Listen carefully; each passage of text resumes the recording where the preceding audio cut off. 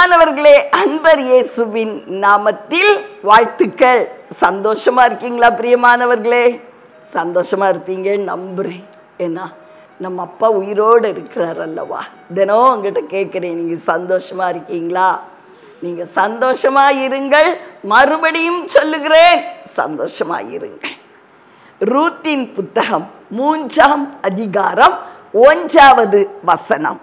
நீ சுகமாய் வாழ்ந்திருக்கும்படி நான் உனக்கு சௌக்கியத்தை தேடாதிருப்பேனோ? யார் யாரிடத்துல சொன்னது? ரூத்தின் மாமியார் ஆகிய நகோமி ரூத்தை பார்த்து சொன்னாங்க, மகளே, நீ சுகமா வாழ்ந்திருக்கும்படி உனக்கு நான் சௌக்கியத்தை தேடாமல் இருப்பேனோ இல்லையா? தன்னை நம்பி வந்த நேச மகள், மோவாபிய ஸ்திரீ, அந்நிய குலத்தை சேர்ந்தவள், என்ன நம்பி வந்திருக்கா. நான் அவளுக்கு சௌக்கியத்தை தேடுவேன்.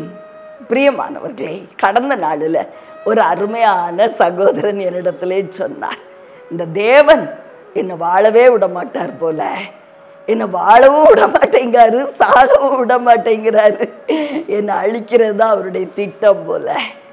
நான் சொன்னேன், அருமையான சகோதரனே, நீங்க நீதி உள்ளவர், தேவன் நீதி இல்லாதவர், பொல்லாதவர். அது உண்மையா? நீங்க பேசுறத பார்த்தா அப்படித்தான் தோன்றுகிறது. பிரியமானவர்களே, நம்முடைய அப்பா நீதி உள்ளவர். ஒரு ஏழை விதவை இல்லையா, பலனற்றவள். அவட்ட ஏதாவது இருந்துச்சா? ஐஸ்வர்யம் இருந்துச்சா? ஒண்ணுமே இல்லை. அவளை நம்பி வந்தாங்க. யாரு? ரூத். புறஜாதியை சேர்ந்தவர்கள். அவங்களுக்கு ஒரு சௌக்கியத்தை தேட அந்த மாமியார் உண்மை உள்ளவர்களாய் இருக்கக்கூடுமானால், பரம தகப்பன், ஐஸ்வர்ய சம்பன்னர், பராக்கிரமசாலி, சர்வ வல்லமையுள்ள தேவன், நம்ம அப்பா நம்முடைய சௌக்கியத்தை தேடாமல் இருப்பாரோ? நீ வாழ்ந்து சுகித்திருக்கும்படி அவர் விரும்புகிறவராய் இருக்கிறார். உன் ஆத்மா வாழ்வது போல நீ எல்லாவற்றிலும் வாழ்ந்து சுகமாயிருக்கணும் அப்படின்னு ஆவியாகிய தெய்வம் எழுதி வைத்திருக்கிறார் அல்லவா.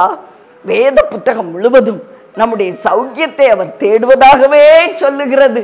வசனங்கள் எல்லாம் அப்படித்தான் சொல்லுகிறது அல்லவா.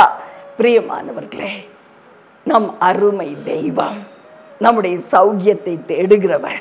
அவர் அண்டிக் கொள்ளணும். எப்படி ரூத் பலனற்ற அந்த ஒரு ஏழை விதவை மாமியார நம்பினாங்களோ, அதை விட பராக்கிரமம் நிறைந்த ஐஸ்வர்ய சம்பனராகிய நம்முடைய தெய்வத்தை நாம் நம்ப கடமைப்பட்டு இருக்கிறோம். நம்பி பாருங்கள். நம்முடைய சௌக்கியத்தை தேடுகிறவர்ங்கிறத மறந்து போகக்கூடாது. அநேக வேளைகளில் பிசாசு சொல்லுவான், அவர் ஒன்று அழிக்க பார்க்கிறார். நெவர், ஒருபோதும் இல்லை.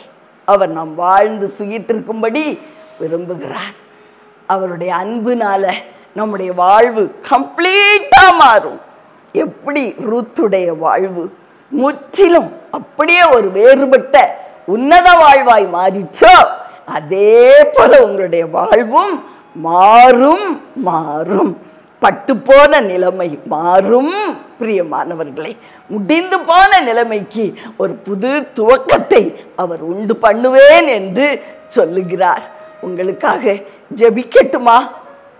அன்பின் பரலோக தகப்பனே, அருமையான எங்கள் நல்ல ரட்சகரே, ஆவியான அன்பு தெய்வமே, அப்பா, உம்மை நம்பி வந்த உம்முடைய ஜனங்களுடைய சௌக்கியத்தை, நல்ல வாழ்க்கையை நீர் தேடாமல் இருப்பீரா தெய்வமே? உம்முடைய அன்புக்கு அகல ஆழ உயரம் கண்டுகொள்ள முடியாதே. நாங்கள் நம்பி உம்மை சார்ந்து வாழ எங்களுக்கு கிருபை தாரும். இயேசு கிறிஸ்துவின் இணையற்ற நாமத்தில் பிதாவே, ஆமென்.